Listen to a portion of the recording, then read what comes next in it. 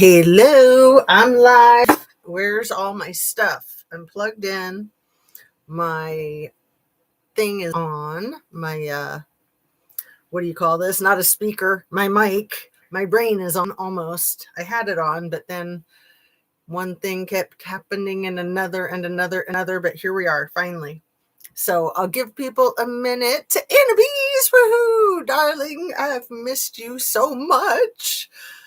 Man, I really despise not doing my lives. Like, I'm telling you, I get so much out of them, and it's because I get to interact with you guys. It's much more intriguing and satisfying than like just making a live. I'm like, what is that light? That's my cell phone. So thanks so much for coming. Thanks for being so patient. Um, yeah, I've been trying to get on live for hours. And then my son stopped by, and that's always lovely to see him. I actually missed him yesterday when he stopped by because he's the one that just moved out last year. That he's 18, almost 19. The one that, has wrecked a couple of cars, but luckily he hasn't gotten hurt. That's all that matters. And so he was coming over to do the car thing, and he had come over yesterday, and I was out walking because we've been having this incredible weather. How are you, my dear? So I missed him yesterday, so I was really happy that I did not miss him today.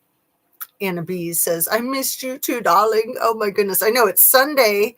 Happy daylight savings for anybody who doesn't know, but I would imagine everybody these days, we all have our electronic devices that switch for us, but we still might not know. It might just like go right by us without realizing it if we're not paying attention. It's so hard to keep up, is it not? I'm okay, but I think I have narcolepsy. LOL. I've been feeling pretty, I don't know, low energy lately, the last few days. And maybe part of it, I think I get low energy when I'm not doing my lives. I also think I get low energy when I'm not walking. And we'd had a ton of rain. And so yesterday I finally went walking in the rain. And today I'm hoping that I'll get a good walk in before it gets dark. And so since we have an extra hour, that's awesome. Because if I go walking before I do a live, it's more likely I might not get to my live because I get tired. I get all wrung out. But I'm glad that you're doing okay, and I hope that you feel better. It's nice that it's spring, and yeah, there's a real war going on, and probably most of us woke up to finding out some of the news about it. And it's not pretty. It's really bad. And then I want to hit on some of these issues. There's some specific things I want to talk about, but I want to keep abreast of the current events because I think it's so overwhelming to try to keep up. And so sometimes I just don't even try. I'm just like, forget it. I just need to keep it simple. And then, I'm just naturally drawn to it. And so I'm really happy to be informed, and it's nice to talk about these things because I think it helps to kind of process it. So for anybody who doesn't know, or anyone who does, yesterday our freaking president, he did the like diplomatic thing with the soldiers that passed away, the 6 soldiers. So he received them, which is good because that was a question if he was even going to, but he wore a freaking baseball cap while he did it, which it gets worse. As if like he might as well just flipped him off and told him to F off like he did the guy in the Ford plant, as far as I'm concerned. That to me was very deliberate. Like, I don't care if there's something wrong with his eyes. You don't wear a freaking white baseball cap out there to show respect to these fallen soldiers and their families. That was showing disrespect. To me, that was him signaling Daddy Vladdy and Bibi that he doesn't effing care about his country. He only cares about their countries. To me, it was a very direct message. That's my opinion. There's noise going on. Oh, somebody's messing with the blender. I'm like, what? Okay, so everything I say is simply my opinion for the sake of hoping to start a conversation, open up a discussion, learn something, and be educational. And all of my videos are made for the tube of you and me. See if my little sign will stay up right here without falling behind the chair.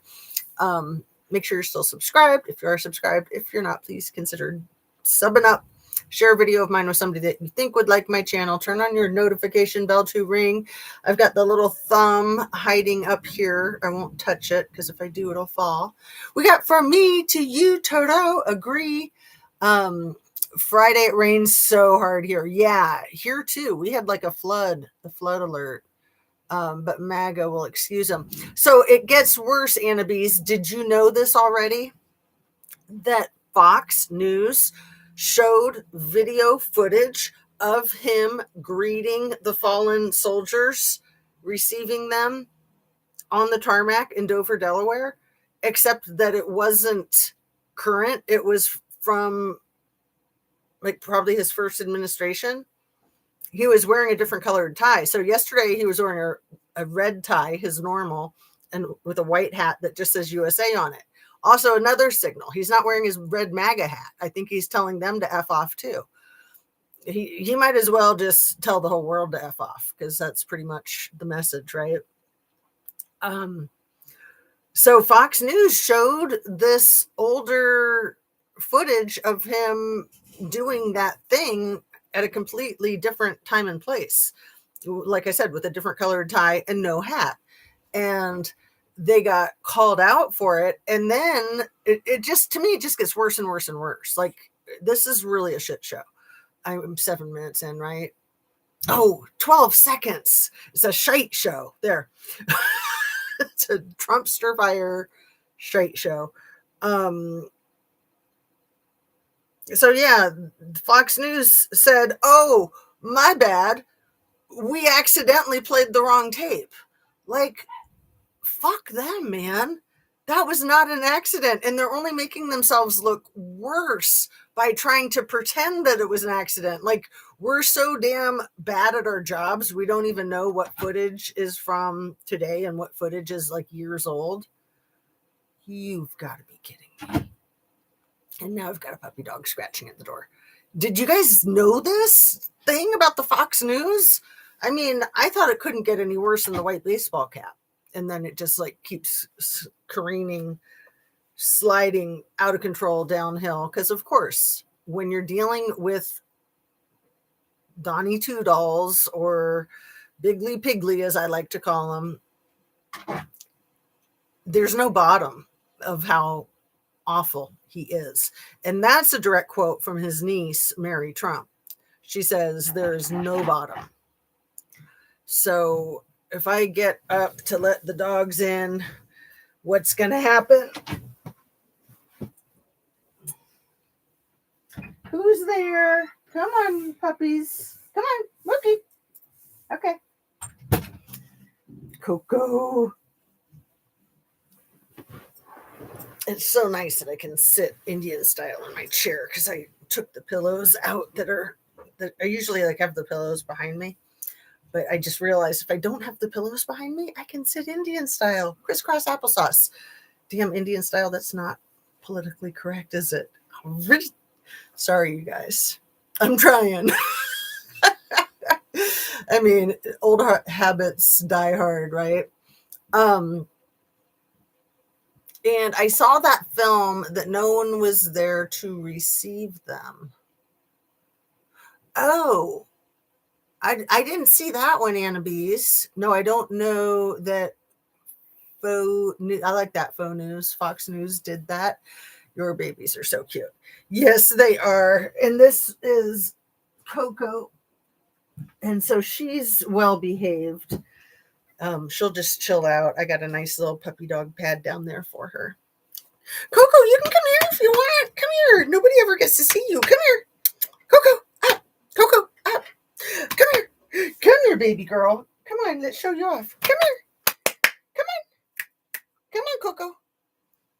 She's like, no, too much work. Come on. Come here, baby. Come on. Come on. Come on. Come on. There you go. Come on up. Come on up. There's a Coco. She's black, so she's harder to see because I'm wearing all black usually. There's my pretty girl. Come on. Oh, at least we got to see her for a second. All right, let's get back to business. Um, I thought of this today. I know I've thought of it other times, but I don't know that I've talked about it in a video. Imagine all the protests that were happening the last couple of months with ICE in Minneapolis and all this crap. Imagine if they were pulling that crap in the summer, how many people would have been out there protesting. Of course, they did it in the dead of winter in Minnesota, thinking that people weren't going to tough it out. And boy, did that backfire. Because not only, they're dealing with Minnesotans that are used to that, then most of the people that work for ICE, the agents or whatever the F you want to call them, the thugs, I guess a lot of them are from like Texas and warm areas where they don't know how to handle ICE, even though they are ICE. It's great irony, right? So all of the ICE meets ICE, all those blooper videos of them falling on their butts, which is sad to laugh at people hurting themselves, but these people deserved it. And now, it took a while, but obviously that's why Kristi Noem got the axe. And that other guy, what was his name? Not Dan Bongino. I mean, he got resigned. And then the guy with the Nazi coat, what the F was that guy's name?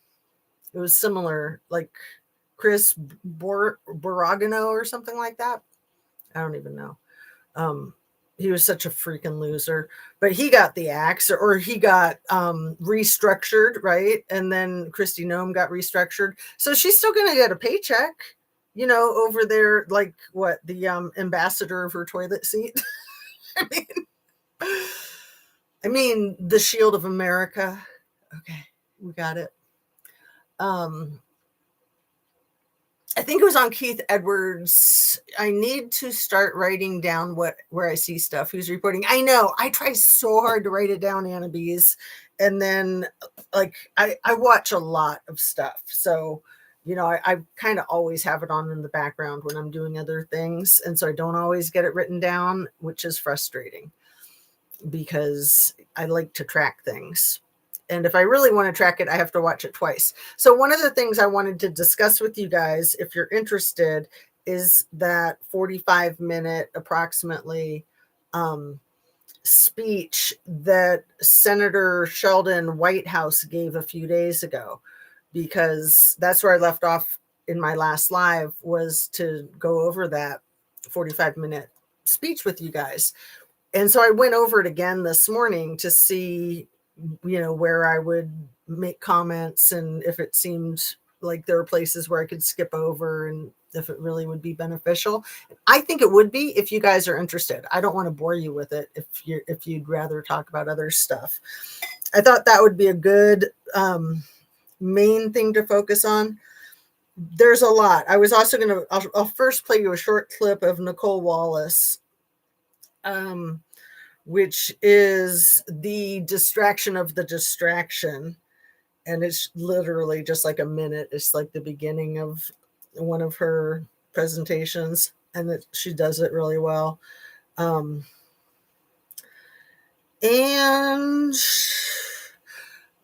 I got to focus on a spotlight of a new Trumpstein survivor, new to me.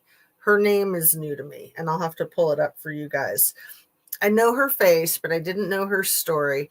And she sat down with a giant YouTube channel. Like they have like 5 million followers, and I'd never heard of them. And she told her story, and it was so sad. And she didn't really focus on what MF little E did to her. I mean, that was horrible. But that started like a cascade effect of her entire effing life falling apart for many years to come. And I can only imagine that it's like that for 1,000 of the other survivors, right? So the abuse the damage doesn't stop with disconnecting from that perpetrator. Of course, the healing is going to take a while, but it damages the self-esteem, it damages the sense of normalcy. It is just so deranged, and I was really happy to hear this woman's story.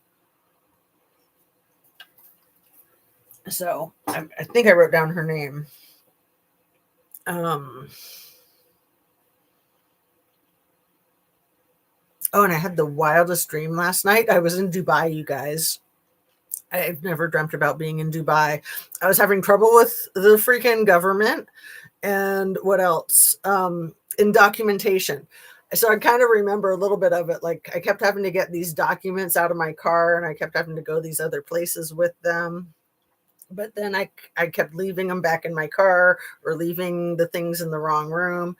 So I wasn't like able to like gather all of the things that I needed. And it was a very dangerous predicament. It was a bad situation. It was definitely a reflection of what's going on right now, but it was pretty wild. And oh, here we go. Yeah, here's where her name would be.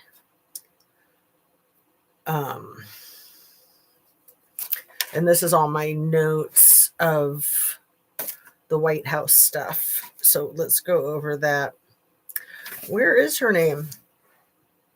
Maybe I didn't write it down like I thought I did.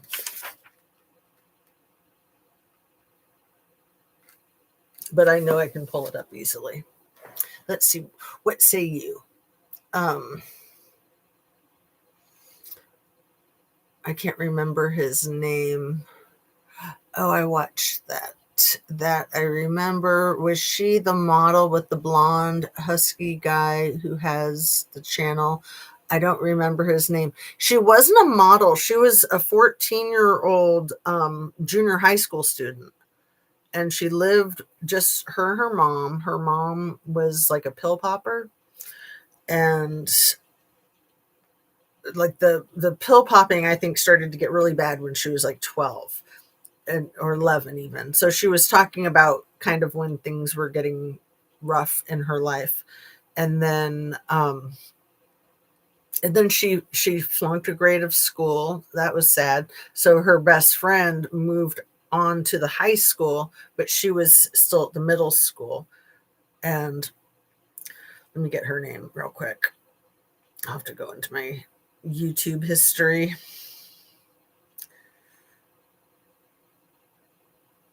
View all. I've been watching a lot of Heather Cox Richardson. I just love that woman. And Boston Bryan, another one of my favorites. So her name is Jenna Lisa Jones, and the name of the channel is called Soft White Underbelly. So I'll show you what she looks like real quick. Never. And I mean Jenna Lisa Jones. So she's probably a familiar face to anybody who's paid attention to the survivors. Can you see her? Soft white underbelly.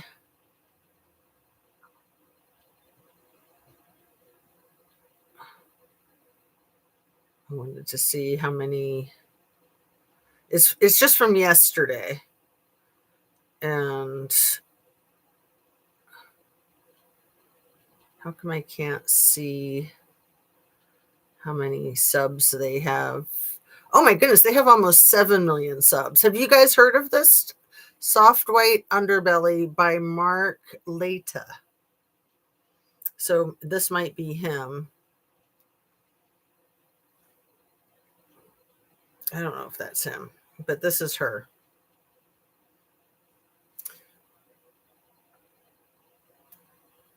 Let's show you her face again. Sorry. Soft White Underbelly. Come on. Jenna Lisa Jones, West Palm Beach, Florida. There we go.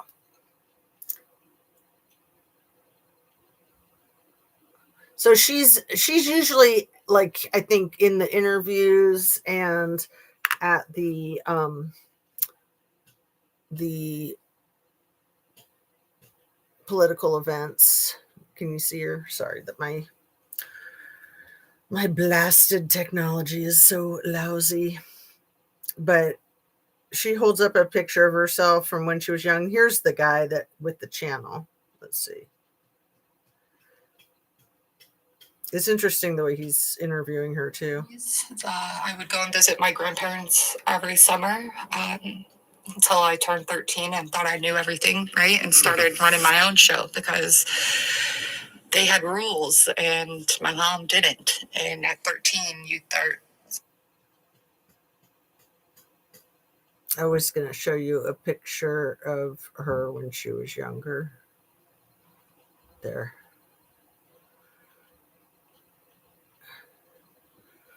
So that is a picture of her from when she was at the age where she met him. And the picture probably looks familiar because when she is like at these events at the Capitol, you know, a lot of the survivors hold up pictures of themselves from the age that it happened, and that's the picture that she holds up. So her story was just one of many, but it was nice to hear the whole context of what her experience was, and also how she's come so far. She's come so far. And then I think she was one that didn't do anything with it until real recently when it kept coming up in the news. And she was just like, what the F, man? I think she's in that camp. You know, so just getting re traumatized, triggered by this bull crap.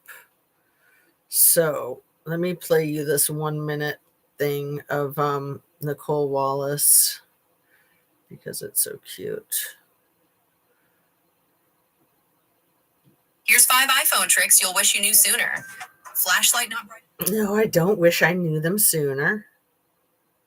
So there are 2 theories for what's happening today. Either DHS Secretary Kristi Noem is so bad at her job that even Donald Trump 2.0, said, you're fired. Or the firing could be a distraction from the increasingly unpopular and controversial war in Iran, which, come to think of it, could have been an effort to distract from the disastrous and bungled cover-up of the Epstein files. Their partial release might have actually been a distraction from the cruel and deeply unpopular conduct of federal agents on the streets of Minneapolis, carrying out Donald Trump's mass deportation campaign and killing 2 U.S. citizens in the process. Now, whether Trump's distracting from a distraction that was a distraction of an unpopular distraction, we'll let you decide. But here's the news. Kristi Noem has been fired from her position as the country's Secretary of Homeland Security. In tried and true Trumpian fashion, Donald Trump announced her... Okay.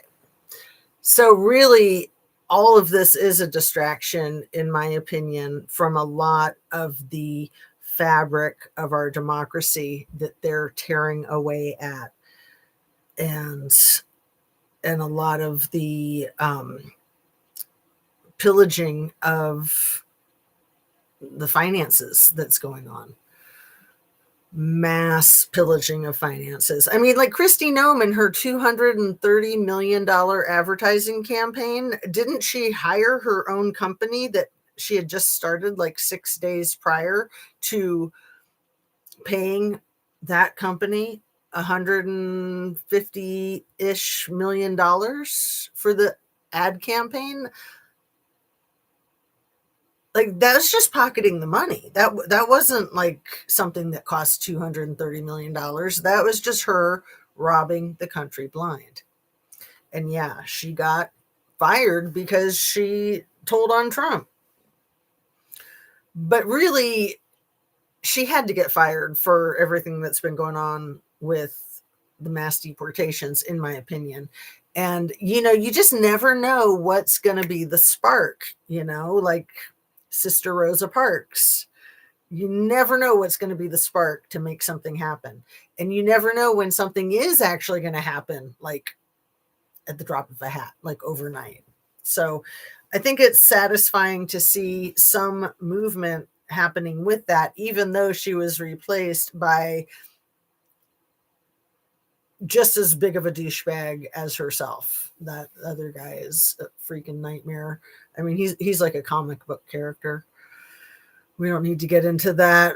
What's his name? Like Mark Michael or Michael Wayne or Mark Wayne, something like that.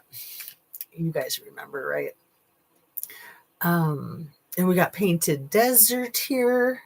Painted Desert, I forget the other handle that you have. Is it just because I like to make the connection?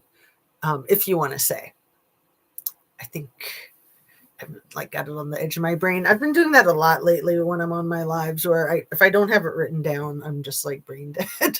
So I try not to worry about it. I just wanted to chat with you guys and check out what's going on.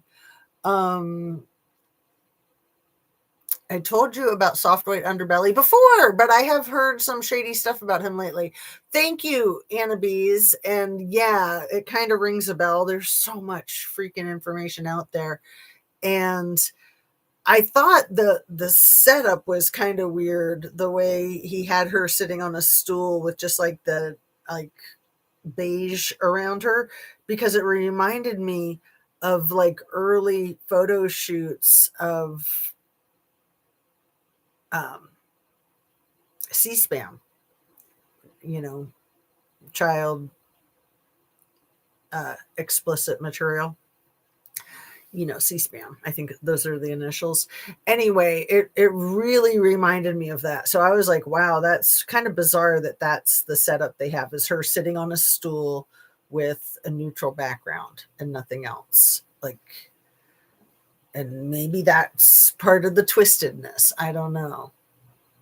I do not know. Good afternoon, Jez. Painted Desert says, I started watching her interview yesterday evening. I'm going to finish it tonight. It was kind of hard for me to watch. Like I did watch the whole thing from start to finish, but there got a point, like maybe 2/3 of the way through, where I was just like, I just can't hear this anymore. It's so freaking sad. So sad, but I'm glad I stuck with it. I like to watch things to the end unless they really lost my interest, which, I was interested. I just was like having a hard time with it. Because she was a very vulnerable position. He was taking advantage of the position of power he was in. Yeah, with the victim, what did we just say her name was? Jenna? Is that right? Yeah, I think it was Jenna. But what was her last name? I should have written it down again, right?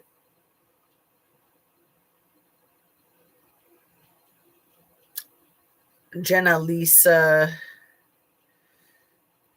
Come on, give me the whole thing. So this is you using Jenna Lisa Jones. So yeah, he took full advantage of her, and she was really, really poor, and the victims that they chose, they wanted the poorer the better.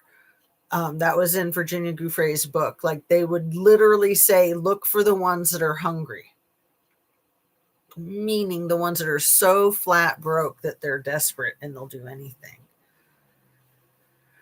And she was literally like stealing lunch money. And so when she was told that there was this creepy guy that she could give a massage to and get $200 for half an hour, she'd been stealing lunch money every day for years. Like she said, from her friends' backpacks in the locker room before lunch. I was just like, that is so sad. That is so sad. And she would wear shoes that were too small for her because her mother would get new shoes for herself, but not new shoes for her. And so she would just like shove her feet into her mom's shoes.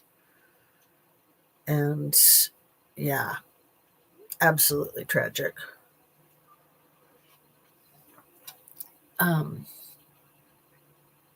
Mark Leta usually interviews people on Skid Row and does their portrait. He supposedly kept one of the women he interviewed in an apartment and was in an inappropriate relationship with her.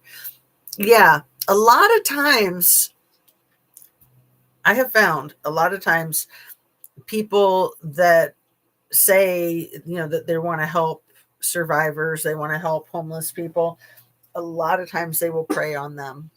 And so that's something that is just heartbreaking. It's very common. Like, child protective services, even like county agencies and state agencies have been known to be directly connected to some of the transporting. I hate to say that, and I do believe it. So I believe that I've seen that happen before. Same with military. It's lousy. It's absolutely lousy. And I wanted to make mention, talking about military and Erica Kirk and her stupid military connections and her Romanian angel crap with the Marines. The Iron Dome is what was set up in Israel, Iran, in the 80s. And, it was the thing that Trumpster Fire was talking about last year, that he wanted to make the Golden Dome. But the Iron Dome was set up in the 80s to protect, I think, to protect Iran from missiles. But it was Israeli, because Erica Kirk's dad worked on that. He worked on the Iron Dome. And then the Iron Dome was failing yesterday. Let's see. That was part of the problem with what was going on with the war. There were consulates and... Okay, here's what it says. Overview. The Iron Dome is an Israeli mobile all-weather air defense system developed by Rafael Advanced Defense Systems and Israel Aerospace Industries. The system is designed to intercept and destroy short-range rockets and artillery shells fired from distances of 4 to 70 kilometers away, and whose trajectory would take them to an Israeli populated area. From 2011 to 2021, the United States contributed a total of $1.6 billion to the Iron Dome defense system, with another US $1 billion approved by the US Congress in 2022. Okay, I think I made a mistake when I said in the 80s. In the 80s is when Charlie Kirk's father was hired by the Trumpster Fire as an architect for, I think, the Taj Mahal or the Trump Tower. Anyway, that was in the 80s. Erica was born in 88. I think her father worked on it, not in the 80s, but during that time period from 2011 to 2021. So if she was born in 88, then that would have been when she was like a tween until her adult years. But, there's definitely evidence that DJT knew Charlie's family before he was born, because he wasn't born until like 93, I think, maybe 92. Erica was born in 88. But Erica's family, I believe, knew him back then too. And it seems like there's always these long, long histories with anybody in the inner circle. It's not like they just came out of nowhere and he's put them in the cabinet. These are people that he knew their parents. He knew their families. That's like the whole thing with the loyalty. It's just nuts. Okay. So anyway, let me go into this thing with Senator Shelton Whitehouse. And then if it's not too interesting, we just won't stick with it too long. But I just think he nailed it down so well. Essentially, he has like 10, the top 10 things that DJT did for Daddy Vladdy, basically. Top 10 things. Oh, man. And he mentions a few of these people from that country that passed away. One of them passed away very recently. A Russian senator named Umar Jobralov. Umar Jobralov just passed away recently. Let me see if I can look that up. I have no idea if I'm spelling the name right. Umar Jill Bralov.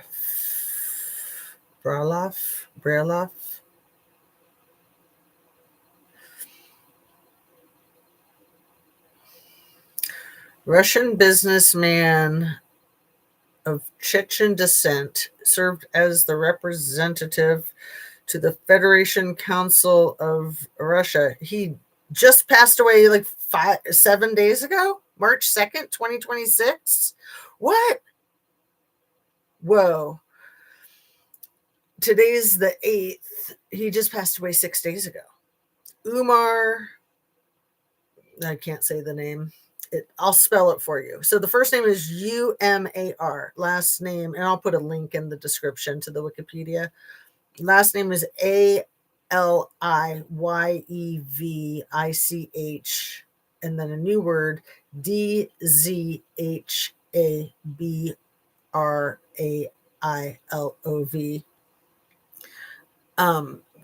Gabralov is how it sounded to me. He was also the vice president of the Artists Union of Russia, a member of the Russian delegation of the Parliamentary Assembly of the Council of Europe, and an advisor to Sergei Prikoto, the assistant to the president of Russia.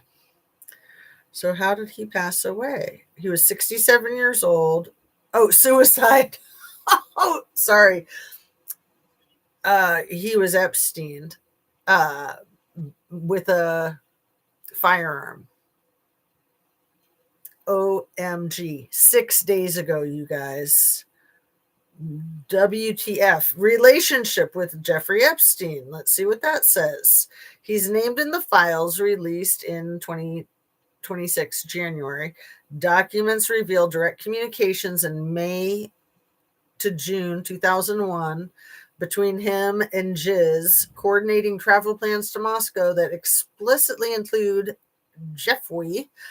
In these informal personal emails, contemporaneous but informal correspondence, Jiz writes to him, "Sorry that we did not come last week. Got sidetracked and ended up in France.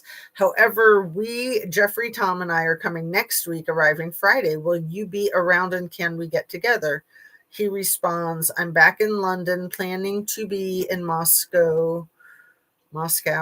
Really want to see you, but I need to know exactly when you arrive because I want to take care of you and arrange welcoming things." And it was at a hotel in Moscow. And he had allegedly previously attempted in 2020. So remember what I was saying in just one of my last videos, that when there's a hit on someone, sometimes it takes years to successfully carry it out. And it's not like one person is sent out to do the hit. It's like a call, and whoever can do it will get paid. So, these people that get run off the road or that fall down the stairs, and then sometimes they survive. And then, if at first you don't succeed, try again. It's insane, isn't it? 6 days ago. I'm so glad I wrote that guy's name down and that I shared it with you guys.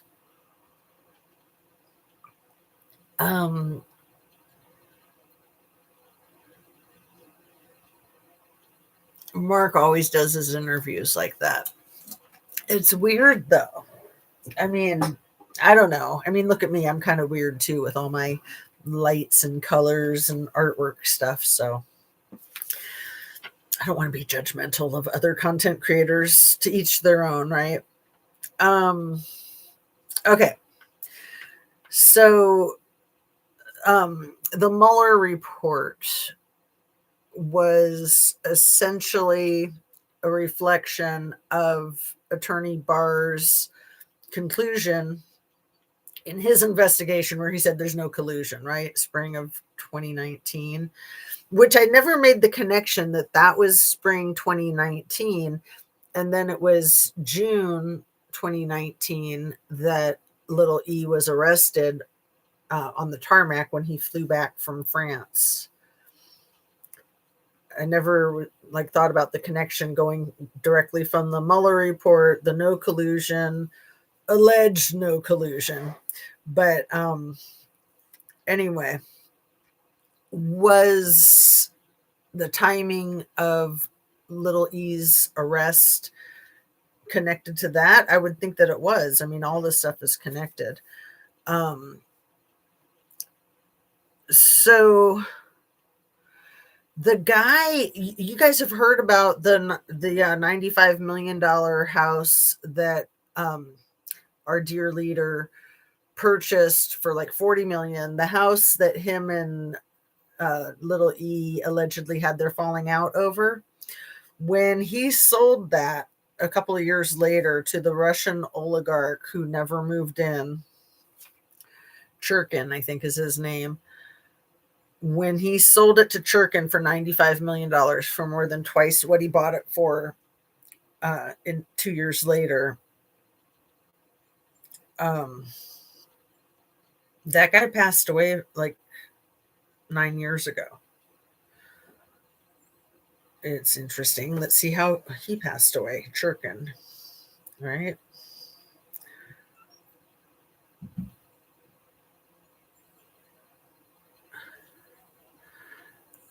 His first name is Vitaly Churkin. That's not too complicated. So he passed away the day before his birthday. He was born February 21st, 52, and then he passed away February 20th in 2017. And how did that happen?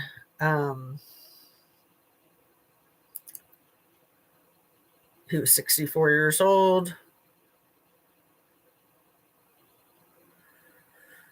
Passed away in New York City, February 20th, 2017. So this is exactly a month after the inauguration of dear leader's first presidency.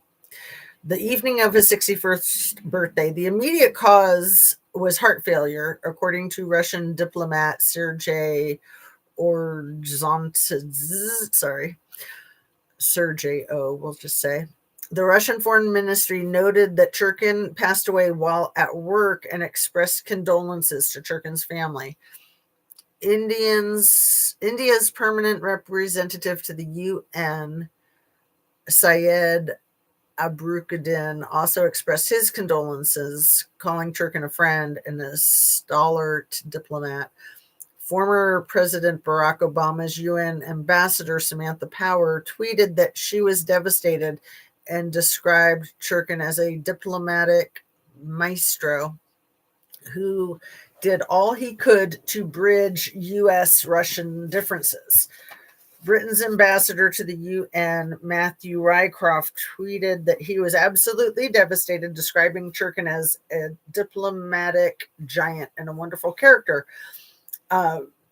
P-File, Jeffrey E., with whom Churkin had met several times from 2015 until 2017, sent an email to tech billionaire Peter Thiel stating, "As you read, my Russian ambassador friend died. Life is short. Start with dessert." Whoops. That's I'm not reading that. I'm just adding that. Whoops. On the 21st of February 2017, New York City medical examiners released the preliminary results of the autopsy performed on Churkin, which states that the cause of death needed further study, which often indicates the need for toxicology tests. A gag order pursuant to the request of the U.S. Department and U.S. missions to the UN suppressed public disclosure of the cause and manner of death citing Jerkin's posthumous diplomatic immunity, Russia maintained that the information was private and that disclosing the details of the autopsy results could hurt his reputation. Oh, they're trying to cast some shade on him, like he was on drugs. That's what they're trying to say. Like, oh, he probably died because he was doing white powder or something. Churkins was posthumously awarded the Russian Order of Courage on the 21st of February 2017. The day after they off him, they award him the Order of Courage. What? And then you pay the family and then they stay quiet? I don't know. That's just a guess. And the Order of the Siberian Flag, first class. Churkin was the 5th Russian diplomat posted abroad to die unexpectedly in a remarkably similar fashion since November 2016. That's when the election was. And it was like the day of the election that the first Russian, here we go, 1 second. The first such death having occurred on the morning of the U.S. presidential election, the 8th of November 2016, inside the Russian consulate in New York City, a fact that caused conspiracy theorists, a fact that caused conspiracy theorists, that's just so foul, to try to detect a pattern. The apparent pattern was followed by a sudden death of Russian ambassador to Sudan, Mygaius Shurinsky, in the capital Khartoum, sorry if I'm saying everything all wrong, in August 2017. Hours after Shakursky's death, Russia's government-owned news agency, TASS, published a list of names and brief biographies of senior Russian diplomats, naming 5 who had died of natural causes in the past 2 years. In fact, since May 30th, 2016, the day when the Russian interim to Ukraine, Andrei Vorobyov, age 57, died suddenly in Moscow. That included Churkin. His death was likewise cited in a list published in early May 2017 by USA Today as one in a series of dozens of high-profile Russians' deaths, such as GRU chief Igor Sergin's January 2016, in the past 3 years in Russia and abroad in suspicious circumstances. Yeah, a lot of them happened in Moscow. I always forget if you're supposed to say Moscow when it's Russia and Moscow when it's not Russia, or the other way around. Anyway, that's just all cray-cray, huh? It's not suspicious that people involved with Trumpstein pass away so much. I know, sarcasm, right? Not.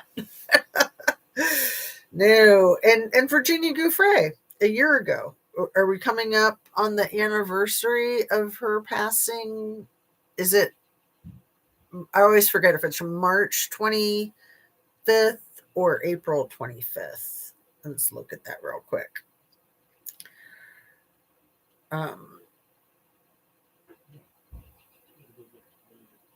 Poor girl and her kids. It was April 25th, 2025.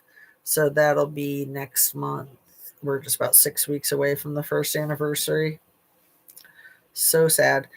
Okay, so I want to go to this the senator White House and see if it's interesting to you guys. Like I said, let me know if it's not, and I won't bore us with it. But I think that there was a lot of benefit in it. I was so glad that I caught it the day that it was released. And then, like I said, I watched it a second time today, and I was happy to watch it a second time because it was so good. Okay, so Senator Sheldon Whitehouse.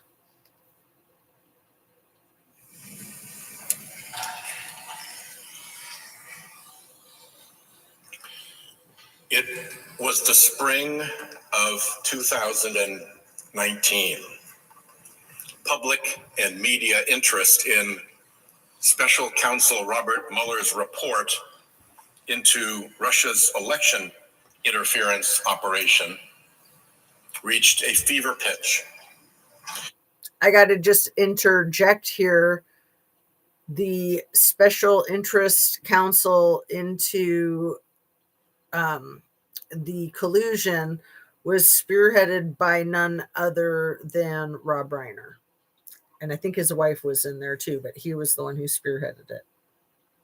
There had been a steady drip, drip, drip of reporting on the Trump team's cozy and peculiar relationship with Russia since his surprise election victory in 2016.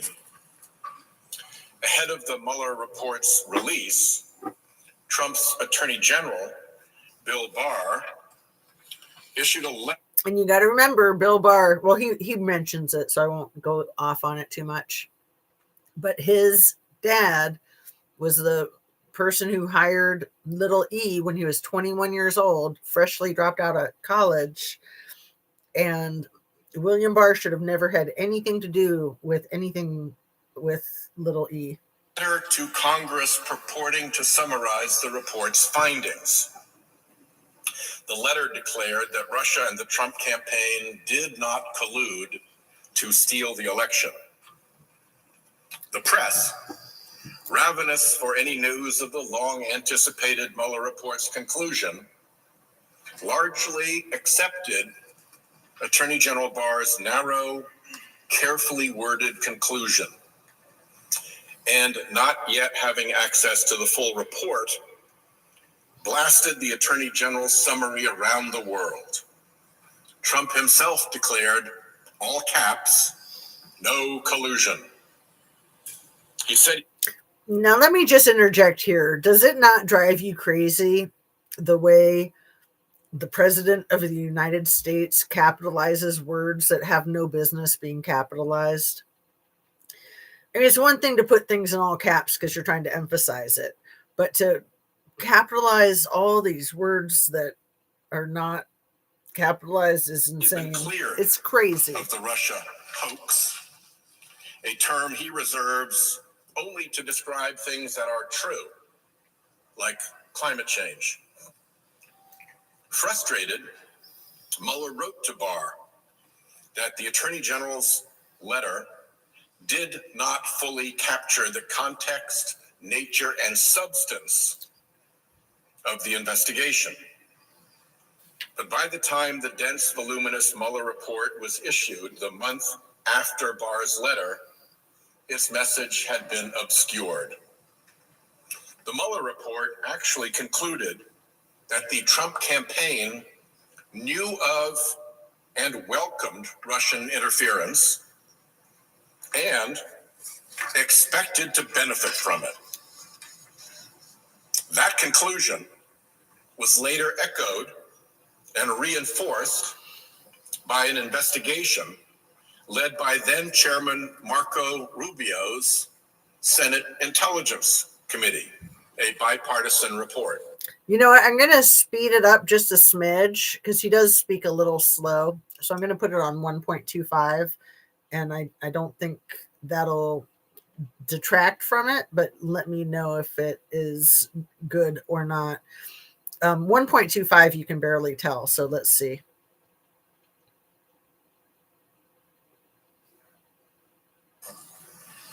But Barr's scheme had largely worked. Many in the media and in the Democratic Party seemed to internalize that the Russia speculation had perhaps gotten out of hand and that perhaps we had been wrong to believe there was a troubling connection between Trump and Russia after all. But were we? Let's take a look at a sampling of what Trump has done for Russia just lately, and usually at the expense of American interests. There are many, but here's a top 10. 1.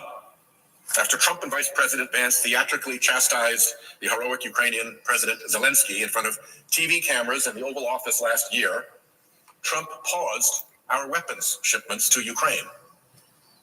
2. Paused the weapons shipments to Ukraine. I mean, I knew in the moment, I was watching that live when they were chastising Zelensky. I was actually scared to death for Zelensky to even walk into that meeting. I thought that he was going to get assassinated. And I think symbolically, that's exactly what they did. So, you know, I was glad that he survived, but seems so obvious a performance for Daddy Vladdy. In July, during the worst Russian bombing campaign of the war until that point, Trump paused an already funded weapons shipment for Ukraine, including the Patriot interceptors that protect civilians from Putin's savage attacks. 3. That same month, Trump's Treasury Department stopped imposing new sanctions and closing sanctions loopholes, effectively allowing dummy corporations to send funds, chips, and military equipment to Russia. Leaked phone calls for Russia. Leaked phone calls show that White House envoy Steve Witkoff and Putin envoy Kirill Dmitriev have worked together closely behind the scenes on a peace deal favorable to Russia. 5. Last summer, Trump rolled out the presidential red carpet for the Russian dictator on American soil, with a summit in Alaska that yielded. That was so humiliating, with military getting on their knees for this war criminal. And now our dear leader is as big of a war criminal as Vladdy and Bibi. And I'm sure that's bravado for him. That's the purpose. That's the point. Unsurprisingly, no gains toward ending the war in Ukraine. 6. Trump's vice president traveled to the Munich Security Conference last year to parrot Russia's anti-Western talking points, pushed by right-wing groups that Putin has long funded and used to create political strife in Europe. 7. Trump installed Russia apologist Tulsi Gabbard as his director of national intelligence. Both of them are agents, him and her, right? It was extremely humiliating. Little T is so sickening. He is such a dirtbag. He's such a freaking mob boss. Much to the glee of Russian state media. 8. I just got to interject here. Mob boss literally offered protection to all the countries that are getting attacked by Iran. All they have to do is pay him piles of cash and he'll protect them. Like, could you be any more freaking Jersey style Sopranos? Upon the confirmation of Trump's Attorney General Pam Bondi, the Department of Justice shuttered its anti-kleptocracy work that had successfully targeted Putin's Russian oligarchs. 9. Late last year, Trump unveiled a new so-called national security strategy, which abandoned traditional alliances in Europe and favored a transactional foreign policy that the Kremlin praised as, quote, largely consistent with Moscow's vision and desires. That's bad. That is so bad. 10. The Trump administration is even paving the way for Russia's return to global sports competition, ending its isolation in those arenas in the wake of the hostile Ukraine invasion and state-backed systemic doping programs in Russia. That's a top 10, but the list goes on. On and on and If on. Trump were purposefully doing Russia's bidding, it is hard to see what he would be doing differently. The United States is the most powerful nation in the world. Russia is a weak, corrupt regime. My old friend Senator John McCain used to say that Russia is a gas station run by gangsters with an army. It doesn't make sense that and what Vladdy puts his civilians through, what he puts the military through, is insane. They've had way over 1 million fatalities. He puts amputees back out on the front lines. He's disgusting. Absolutely disgusting. President of the United States, who insists on being dominant in essentially every relationship, is so submissive to one person. Big time. Big time. Like, he is in love with this man. Seriously. Is Russia's dictator, Vladimir Putin. That's why I call him Daddy Vladdy. And Russia. And could it have any connection with Trump's close friendship with the deceased pedophile Jeffrey Epstein? I think it was 1987 when allegedly Dear Donnie traveled to Moscow with his wife, Ivana, whose father was an agent, not for Russia, but for Czechoslovakia. I think it's called like STB or something. It's like the equivalent of the KGB. But I honestly think that both little T and little E were both double agents, which is the best way to get yourself in deep crap. Much about Epstein remains unknown. But the survivors who have come forward and the millions of emails released through the bipartisan Epstein Files Transparency Act have shed some light on the operation of the late financier's global pedophile ring. And over, it touches Russia. When recently asked by a reporter about the Epstein files, Trump said in part, "It's just a Russia hoax." God, he's such a dumb ass when he says that. He doesn't realize how stupid he sounds, but for that we can thank him, because he gives himself away every step along the way, every freaking day of the week, in my opinion. So Anna B says, I keep wondering what happened to the American family that moved to our country, and then they found out the dad had to go fight in the war. I'm not familiar with that, Anna B's. Again, hoax, the word he uses for when something is true. Mm-hmm. But the most telling part is that Trump's mind, asked about Epstein, immediately went to Russia. See, again, he gives himself away every step along the way. He's asked a question about Epstein, and he says Russia. There you go. Russia. I should start by pointing out that Epstein's ties to foreign intelligence may never be fully known. May never be fully known, most likely. And that little T had all those freaking Russian beauty pageants, man. That's effing crazy. I knew that was crazy in real time when it was happening. I was like, WTF? The murky world. He had links to officials in the United States, Russian and Israeli governments, and many others. But it's worth looking at those ties to Russia, a nation so hostile to the United States. Epstein's career began in the mid-1970s at the prestigious Dalton School in New York City, where despite dropping out of college, 21-year-old Jeffrey Epstein was given a position teaching high school mathematics to the children of some of New York's wealthiest families. Perhaps of note, the outgoing headmaster at the time of Epstein's hire was Donald Barr. Not only was it Donald Barr, but he had published a book about space alien teenage SMEC slaves. What else? Just a crazy book.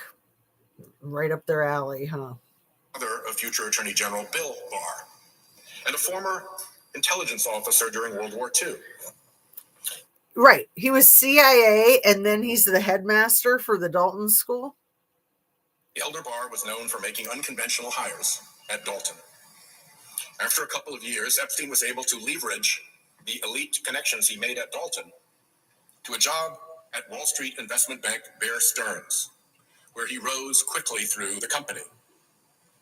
However, after getting caught fabricating his resume, using the company credit card on expensive gifts for his girlfriend, and ultimately providing privileged stock information to a girlfriend, among other unscrupulous behaviors, Epstein called it quits and started his own financial firm. Those early scams were just the start.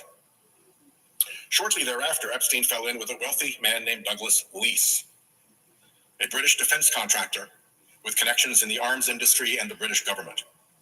During this period, Epstein would tell people he was a bounty hunter who tracked down hidden money.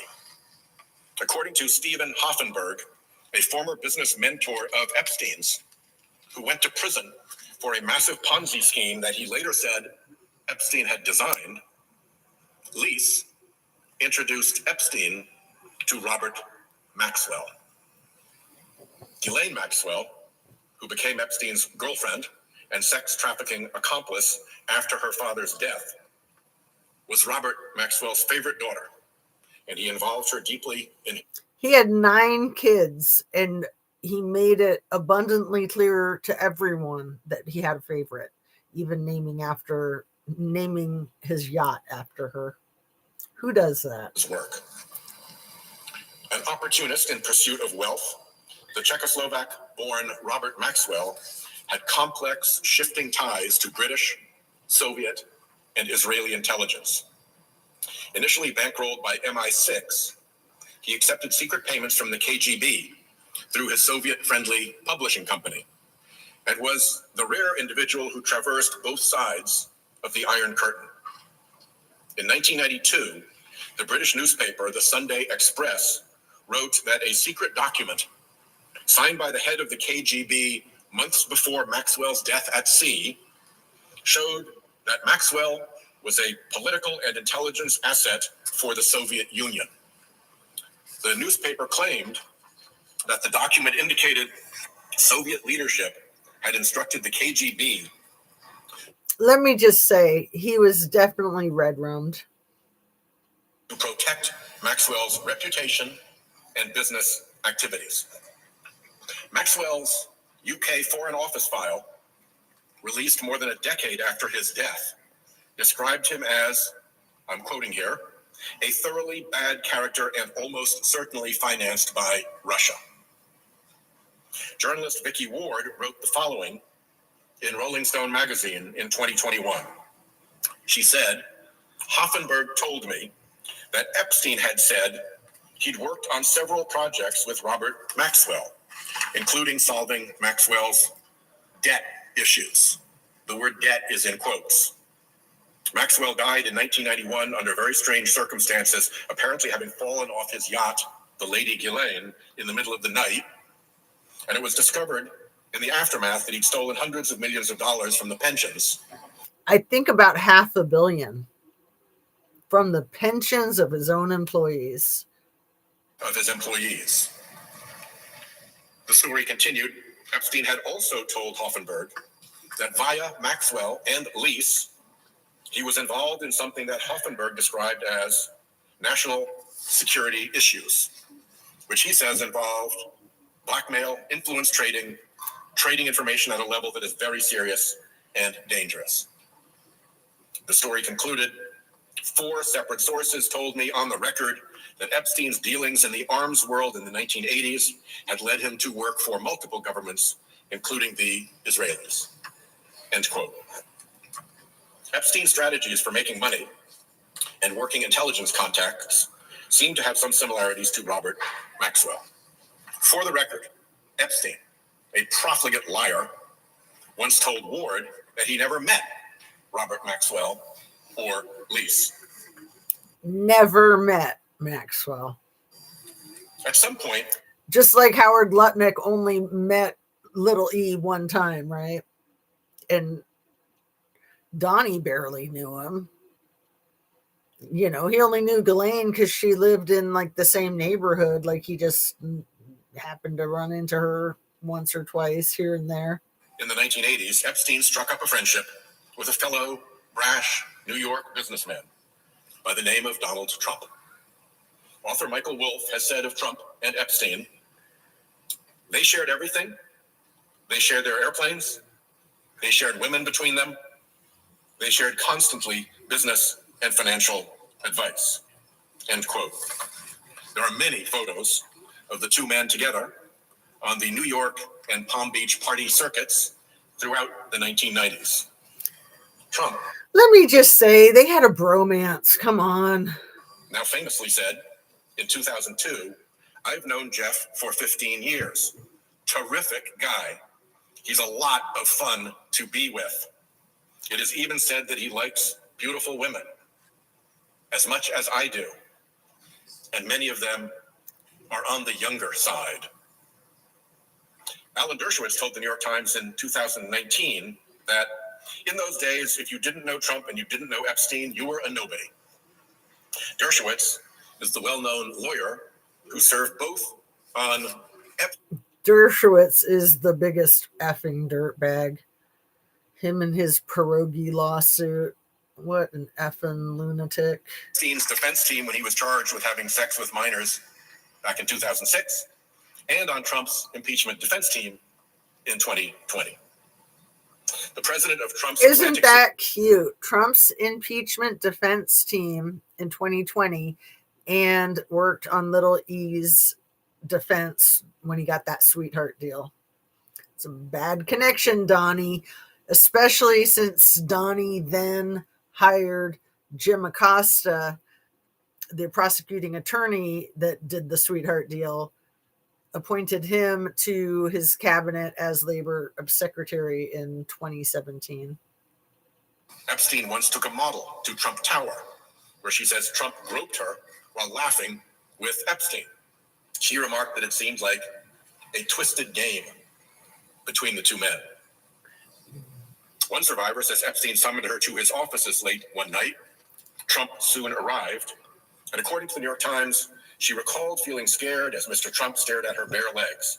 Then Mr. Epstein entered the room, and she recalled him saying to Mr. Trump, "No, she's not here for you." After the men left. And that's Maria Farmer. That was Maria Farmer that told that story. And it's a good story because she doesn't embellish it. She just explains what happened and how creepy it was to her. But again, Donnie would try to say that he never went to Little E's office. The room, she said she overheard Trump commenting that he thought she was 16 years old. In 1992, Trump hosted a calendar girls competition at Mar-a-Lago for dozens of young women. The event organizer was appalled to learn that Trump... Let me just add that the reason why that's so significant that she overheard DJT in the other room talking to Little E saying, "Oh, I thought she was 16." That was his response to Little E saying, "She's not for you." And then he takes him into another room. As he's going into the other room, Maria Farmer overhears him say, "Oh, I thought she was 16." And then they go off into another room, alluding to the probability that there was a 16-year-old in the other room that was there for him. Disgusting. 16 is underage. And Epstein would be the only men present. A private showing. During Maxwell's trial, one of Epstein's victims said he took her to meet Trump at Mar-a-Lago when she was 14. Maxwell recruited 16-year-old Virginia Giuffre from the spa at Mar-a-Lago. Giuffre was abused by Epstein and trafficked to other men in Epstein's orbit.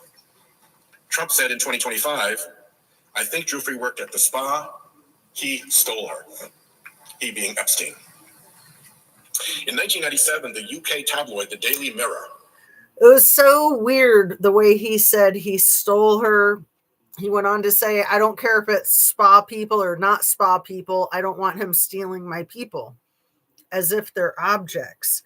But little E said very explicitly, it's in this speech, that he told one of his victims that he owns people, that he collects people. And I feel like that's Dear Leader's thing too, that he owns people and he collects people. And it's so like serial unaliver-esque, isn't it? I own people, I collect people.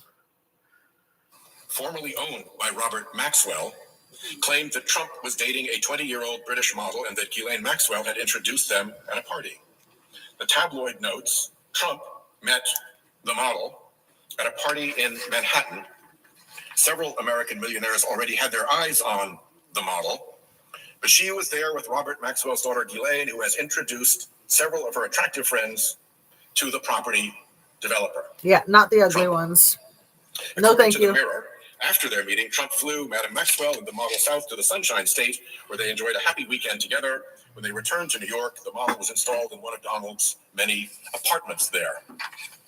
In an interview with BBC Newsnight, the model stated, Ghislaine Maxwell did introduce me to him, that is Trump, and she introduced me to him with a clear message of my being with him, in the same way that she had trafficked me and brought me to Jeffrey Epstein, end quote. She also said, I can only speak for myself, and this is in no way to negate any other experience that anyone else might have had with him, but at no time did President Trump behave with any impropriety with me. The same woman accused Epstein of sex.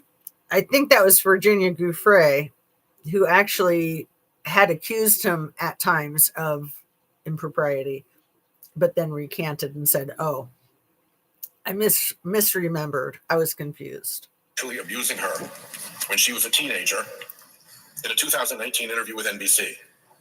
From NBC, I'm quoting, the abuse spanned several years and locales. In addition to the estate on his private island, she said Epstein preyed on her at his homes in New York and Paris.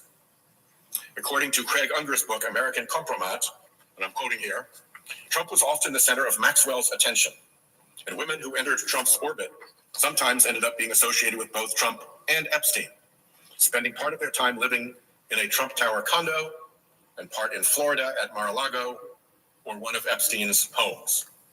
Among them was a Russian model and beauty pageant contestant whose journey from the world of beauty pageants and modeling to Trump's Mar-a-Lago and Epstein's island retreat is highly suggestive in terms of how Epstein and his associates began manipulating young women.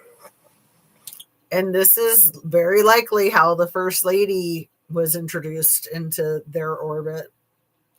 Perhaps we'll see. Perhaps her deposition will be scheduled soon.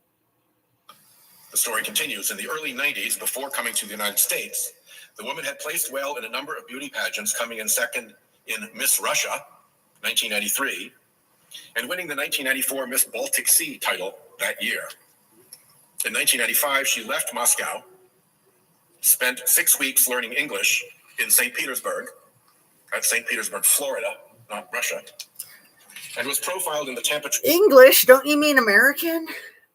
Tribune as reigning Miss Russia. And before long, she met Donald Trump. Quoting here, notwithstanding the fact that Trump was still married to his second wife, Marla Maples, the woman moved into a 30th floor condo in Trump Tower on Fifth Avenue. There, according to an item in the New York Post, her lavish accommodations were taken care of courtesy of an unidentified sugar daddy. She spent time with both Trump and Epstein. Flight logs released by a federal judge in New York in 2019 showed that in February 1999, the woman, then 27, flew on board Epstein's Gulfstream, the so-called Lolita Express, with Maxwell and Prince Andrew from Epstein's Little St. James, aka Pedophile Island, back to Florida. End quote. Trump has tried to distance himself from his former friend, the monstrous pedophile who is believed to have abused at least 1,000 women and girls. It's worth taking a look at how the friendship between Trump and Epstein allegedly soured. There are varying accounts as to whether Trump ever banned Epstein from Mar-a-Lago over his recruitment of spa workers from the resort. But we know the falling out was at least in part related to a bidding war between Trump and Epstein over a Palm Beach mansion in 2004. Trump won and purchased the property for $41.3 million. Just 4 years later, and after modest renovations, Trump sold the mansion. And that had to be around the same time that he'd been together with Melania for a few years. So I don't know that they were talking about Melania with the situation that they were just talking about, the Russian beauty pageant contest winner. I don't know that she was ever in beauty pageants or won beauty pageants, but yeah. What was I gonna say there? That 2004, so that was the year after the birthday book. That was 2003.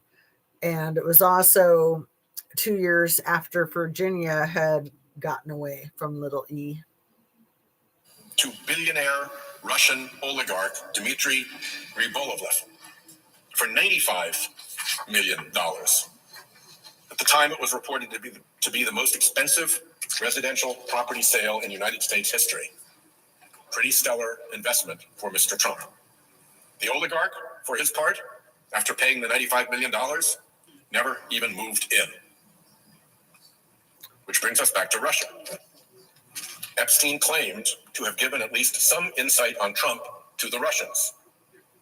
Epstein met on many occasions with Vitaly Churkin, Russia's representative to the United Nations from 2006 until Churkin's death in 2017. And let me just straighten myself out here because I got my wires crossed when I was explaining earlier in this video about Churkin's death in 2017. I thought he was the Russian oligarch that bought the place for $95 million and never moved in. But no, it was the other guy whose name I can't pronounce. But that $95 million was the highest price that a house in the U.S. had ever sold for at that point in time. Epstein wrote in an email, "Churkin was great. He understood Trump after our conversations. It is not complex. He must be seen to get something. It's that simple." End quote. Epstein wrote in 2018 to Thorbjørn Jagland, a former prime minister of Norway, who was then head of the Council of Europe. I'm quoting here, "I think you might suggest to Putin that Lavrov can get insight on talking to me." That appears to be a reference to Sergei Lavrov, Russia's Minister of Foreign Affairs. The email was sent prior to the Helsinki summit between Trump and Putin. In another email to Jagland, Epstein wrote that he wanted to help Putin and Russia reinvent the financial system. A 2017 FBI report based on a confidential... Reinvent the financial system. Little E wanted to help Putin completely reinvent the country's financial system. If that's not crazy, I don't know what is, because that's, I think, exactly what they're trying to do right now in our country. But let me keep playing. Source claims that Epstein was President Vladimir Putin's wealth manager. End quote. Epstein tried several times to meet with Putin, often via Jagland. Epstein was Putin's wealth manager? What? Although it is unclear if any such meeting took place. But Putin is named almost 1,000 times in the latest tranche of Epstein file documents. And there are almost 10,000 references in the documents. You mean almost as many times as Dear Leader? Documents to Moscow. Epstein roped many Russian and East European girls and women into his trafficking operation. The New York Magazine profile of Epstein, published all the way back in 2002, reads, "Indeed, at a party at Maxwell's house, her friends say, one is just as apt to see Russian ladies of the night as one is to see Prince Andrew." End quote. In Ward's 2003 profile of Epstein, a guest described a, quote, cocktail party thrown by Maxwell that Prince Andrew attended which was filled, she says, with young Russian models. In a 2010 email, Epstein suggested a young woman as a dinner companion to Andrew Mountbatten Windsor, the former prince, assuring him that she was, and I'm quoting here, Russian, beautiful, and trustworthy, end quote. The Daily Beast recently reported on an alleged classified U.S. intelligence document claiming that, and I'm quoting here, Andrew Mountbatten Windsor was drawn into Moscow's orbit thanks to his relationship with Jeffrey Epstein, which the Kremlin allegedly used as a route into the British establishment. So I'm kind of torn whether I should play it all the way through. It's got about 20 more minutes, but we're on time and a half, so it'd be like 15, or time in 1.25, so it'll be like 15 more minutes, or if I should fast forward to the end. If you have an opinion, let me know in the chat. I'll just keep playing it for the moment, but then I might fast forward it to the very end. In another 2010 email to a person whose name has been redacted, Epstein wrote, and I'm quoting here, "Tomorrow I'm organizing a dinner for some new Russian girls. See you at 10. He received an email from a redacted sender in 2012 that read, "I have 2 Russian girls for you to meet. One 21, another 24.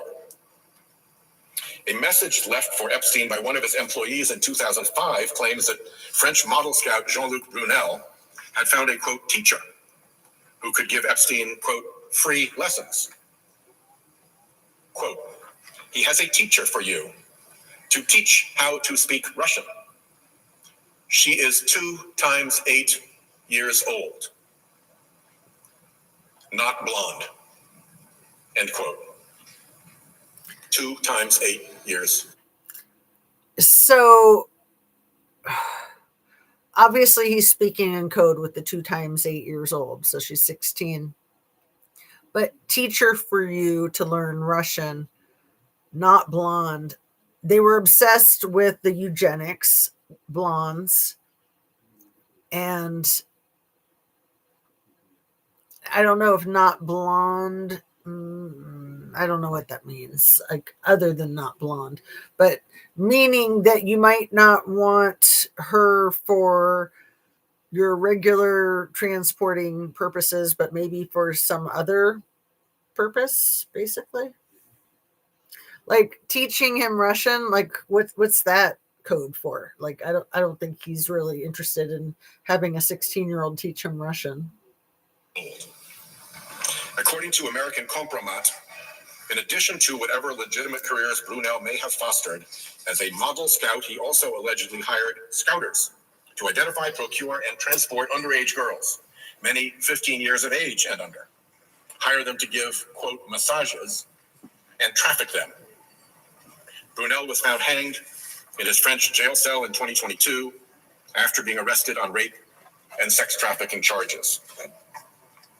Bill Gates appears said he had affairs with 2 Russian women, which Epstein later discovered.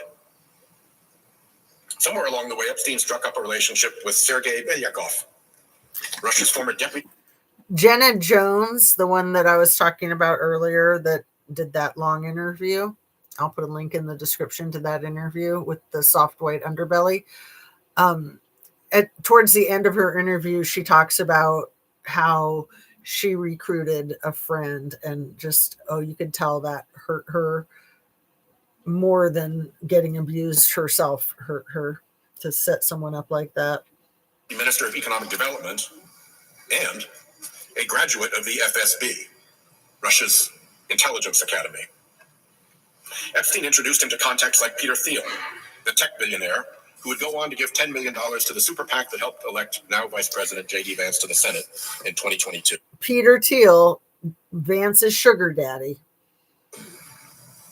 In 2015, Epstein warned Belyakov that, I'm quoting here, a Russian girl from Moscow is attempting to blackmail a group of powerful businessmen in New York. End quote. It was, Epstein said, quoting again, Bad for business for everyone involved. Belyakov responded back with information about the woman, who he said worked in the sex and escort business. The FSB Academy graduate said he would meet with someone who knows her. The following year, Belyakov told Epstein that he had a new position at the Russian Direct Investment Fund, the Russian sovereign wealth fund headed by current Putin envoy Kirill Dmitriev, the same guy who was caught in those friendly leaked phone calls with Steve Witkoff that I mentioned earlier. Masha Drakova, a former spokesperson for Nashi, the pro-Kremlin youth movement, was in regular touch with Epstein in the last couple of years before his death in prison. She was ostensibly helping Epstein with his public relations. According to the Washington Post, she was, quote, the subject of the 2011 documentary Putin's Kiss, whose title refers to a widely publicized award ceremony in which she received a medal from Putin and spontaneously kissed him on the cheek, end quote. In a 2017 email, Drakova asked Epstein to connect her with adequate Russian oligarchs. The Post reported in 2022 that her fundraising pitches highlighted her ties to wealthy Russians, although Drakova denied writing those emails and said she did not receive Russian funding. Epstein advised Drakova as she launched her Silicon Valley venture capital firm, and she introduced Epstein to the contacts she had made in the tech world. In one emailed interaction in 2017, Drakova, after claiming to meet billionaire Jeff Bezos, tells Epstein she is, quote, trying to understand what she is not understanding about him, end quote. All those billionaires that were surrounding the president at his inauguration, he was probably blackmailing them that they had to be there, in my humble conspiracy theory opinion, allegedly. Epstein writes back that Bezos is, quote, smart, funny, and visionary. He's a very nice person, probably, mistyped, but obviously means probably, the best in the valley among the bees. The files also indicate that Epstein had dealings with Oleg Deripaska, a Russian billionaire who the Treasury Department has identified as a money launderer for Vladimir Putin. Deripaska also cultivated a friendship with Peter Mandelson, a senior figure in Britain's Labour Party. It appears that Mandelson tried to use Deripaska's contacts to acquire a last-minute Russian visa for Epstein in 2010. And it's the money laundering is usually what takes these people down, because there's the paper trail. Correspondence also shows Epstein's assistant trying to set up a meeting for Epstein and Deripaska in Moscow or Paris. There's also audio of Epstein advising then Israeli Prime Minister Ehud Barak to have dinner with Putin to line up work after he leaves government. There is at least one itinerary for a lengthy trip across Russia, and photos of Epstein and Ghislaine in what is believed to be Russia, including with people who appear to be Russian soldiers. Umar Jabrailov, a former Russian senator who committed suicide in recent days, described Maxwell as a soulmate. 6 days ago. So this is just about 10 more minutes, and then we'll wrap up. Epstein had a series of Russian visas between 2011 and his death in 2019. Epstein's crimes left a long money trail, and that trail winds back to Russia. Ranking member of the Finance Committee Ron Wyden has doggedly sought the truth about Epstein's transactions with Russian banks and Eastern European entities. One suspicious activity report, filed by JP Morgan Chase after Epstein's death, shows that between 2003 and 2019, Epstein conducted 4,725 wire transactions totaling over $1 billion. And that's just one bank. Epstein used multiple banks. He had a lot of offshore accounts, like Cayman Islands and Swiss bank accounts. To JP Morgan Chase, the wire activity was flagged for the suspicious activity report for being, and I quote, consistent with alleged sex trafficking of minors and for involving, quote, the high-risk jurisdiction of the Russian Federation, end quote. CNN notes that 2 accounts, including in the suspicious activity report, were linked to now sanctioned Russian banks Alpha Bank, and Sberbank. Also named in the suspicious activity reports, Maxwell, associated entities like Brunel's MC2 Model Management, and various women and girls. Does anybody know what MC2 stands for? I should look that up. Let's go back to the journalist Vicky Ward. Sources who range from former arms dealers to former spies, and also Hoffenberg, suggest that Epstein, who lacked any sort of moral compass, decided to compromise influential people. And he said, little E said that about little T, that he lacked any sort of moral compass. The man with no moral compass. So that'd be like no moral compass squared, I think, for little T. Recording them doing things they wouldn't want made public. And once he got out of jail, in the last 10 years of his life, Epstein bragged to various people, including journalists, that he was advising a whole assortment of foreign leaders, who included Vladimir Putin, Mohammed bin Zayed, Mohammed bin Salman, various African dictators, Israel, the British, and of course the Americans. He also told several of the same people he was making a fortune out of arms, drugs, and diamonds. I'm still reading the same quote. He was known in the intelligence world as a hyper-fixer, somebody who can go between different cultures and networks. Epstein was, of course, known for his parties, which he insisted on hosting in his various mansions, where he could completely control the environment. You know who else was known for his parties? You guessed it, the Tesla owner himself. Many of Epstein's victims have said they believe they were recorded. Virginia Giuffre wrote in her posthumous memoir that Epstein had a huge library of videotapes and a room in his New York home where monitors displayed real-time surveillance footage from his properties. Quote, he explicitly talked about using me and what I'd been forced to do with certain men as a form of blackmail, so these men would owe him favors, she wrote. Another survivor said Epstein once walked her through his mansion, pointing out pinhole-sized cameras. He boasted that they were in every room. According to Epstein's emails, in 2014, he directed a staffer to procure hidden cameras, which were installed. What a sick, sick individual. That whole like peeping Tom thing is some sort of mental illness. In tissue boxes.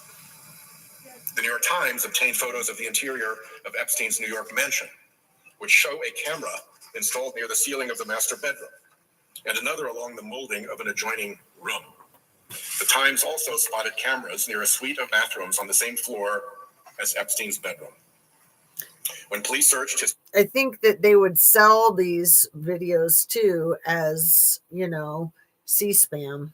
Palm Beach home in 2005, they, quote, located two covert, hidden, close cameras, end quote. Both cameras were located inside clocks, one by a desk and the other in the garage. It's worth noting that Epstein often seemed to get tipped off in advance as to when the Palm Beach police would be dropping by. Epstein is said to have once told an ex-girlfriend, I collect people. I own people. I can damage people. I can damage people. And these two are like freaks of a feather that flock together, little T and little E, in my opinion. Disgraced financier Hoffenberg allegedly claimed to the National Enquirer in a final account before his death. Like kidnap their mom, their 83-year-old mom. Leave them without any answers ever. That, quote, wherever Epstein was entertaining, he and Ghislaine were taping. That report was only released last summer, as Hoffenberg had asked the Enquirer not to publish his comments until 3 years after his death. According to the Daily Beast, the former U.S. Attorney for the Southern District of Florida, Alex Acosta, is once said to have claimed Epstein, quote, belonged to intelligence, and that the decision to let him off easy in 2008 was made above his pay grade. The Prime Minister of Poland, a country that has extensive... Still, if you're ordered to do something illegal it's still on you that you did something illegal rather than be a whistleblower. Experience with Russian intelligence operations has opened an investigation into potential links between Epstein and Russian intelligence. Prime Minister Tusk said, more and more leads, more and more information, and more commentary in the global press all relate to the suspicion that this unprecedented pedophilia scandal was co-organized by Russian intelligence services. According to alleged anonymous intelligence sources published in the British tabloid The Daily Mail last month, some believe, and I'm quoting here, Jeffrey Epstein was running the world's largest honey trap operation on behalf of the KGB when he procured women for his network of associates, end quote. But was he, or was he dear leaders Cato? I want to stress that we don't have answers here. Epstein was an inveterate liar and a criminal who often sought to exaggerate his own power and influence. And the Epstein files need to be viewed through that lens. He could have been working with an intelligence agency or several intelligence agencies. Mm-hmm. He could have just been what the Russians call a useful idiot. Mm-hmm. We may never know. What we do know. Same with his bestie, right? A useful idiot. Is that a significant number of powerful men, our current president, some of his cabinet secretaries, tech billionaires like Elon Musk, Bill Gates, and others, were very mixed up with Epstein at different times. And Epstein seems to have been very mixed up with Russia. We also know that there is a cover-up afoot at the Department of Justice. The MAGA Department of Justice is trying to shield Trump from something in the Epstein files. We know that documents in the files about President Trump that should be released have not been released. The missing files, first discovered by independent journalist Roger Sollenberger, are alleged to detail claims by an Epstein accuser who said she was also sexually assaulted by President Trump when she was a young teenager. One of the great forces that Washington runs on is normalcy bias. It's often in the interest of the bureaucratic establishment to look skeptically towards outlandish or extreme stories, because in most cases the truth is more ordinary than what may first appear. What I've done here today is lay out the facts as documented by the many brave survivors who have come forward at great personal risk, as well as by the many journalists who have tried and continue to try to get to the truth. As a lawyer, I know that you can prove cases with circumstantial evidence. You don't always need the smoking gun.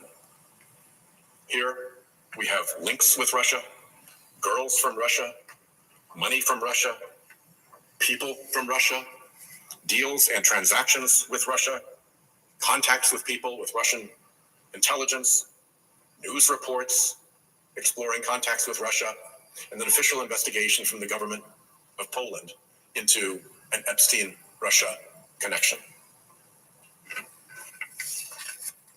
Sometimes, with a little imagination, you have the chance to see what's right in front of your face. And Mr. President, I'd like to ask unanimous consent that this document, which is a bibliography of all of the sources that I quoted from in this speech, to be made a part of the record and appended at the conclusion of my remarks.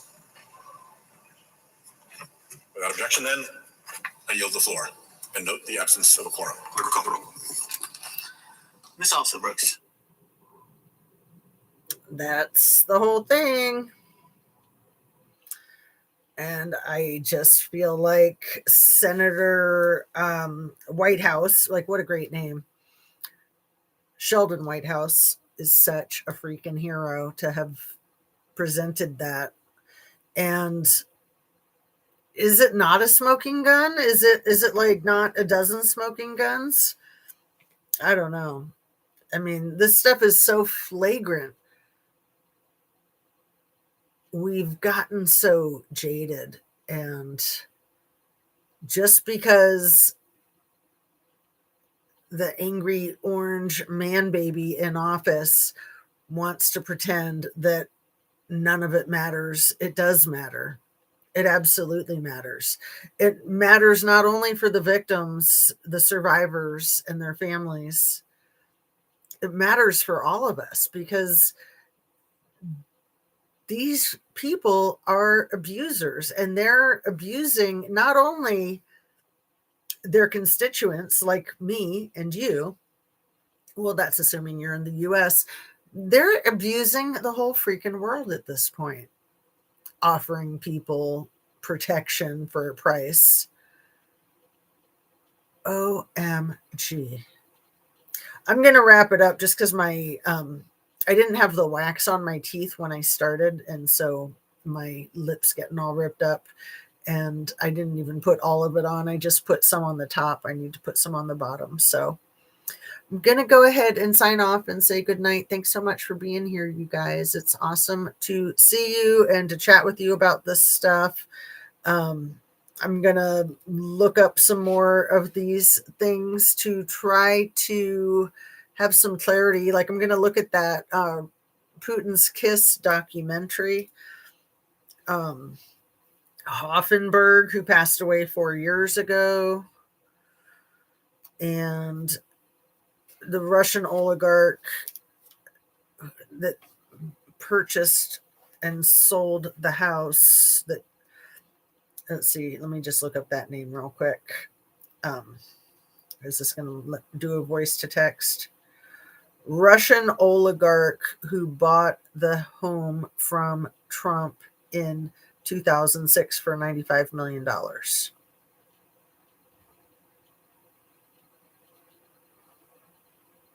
So that's Dmitry Rybolovlev. Wow, it's a 6.3 acre oceanfront estate. And that's huge. And he is a master of bullshit. Rybolovlev. He's a fertilizer magnet. That's hilarious. Never lived in the mansion and later demolished it to subdivide the land. Of course he did. So Donnie purchased it in 2004 for 41.35, which Little E knew Don's Little T's financial position at the time, said he did not have that money, and that he knew that he was taking the money, he believed, from the same Russian oligarch that he sold it to 2 years later. That the 41.35 million was also, in Little E's opinion, Robolov's money that Little T was laundering for him. If he was, that's a high crime, man. And then the 95 million was also money laundering. So, yeah. All right, you guys. Love to you. These people are just criminals. I know. And now they're doing all these freaking war crimes. It's madness that things aren't being dealt with more swiftly, like Kristi Noem. Like, that was good. Get her out of there, but don't go replace her with another freaking illiterate bozo like her. I mean, all of these people are so freaking dumb. It's unbelievable, isn't it?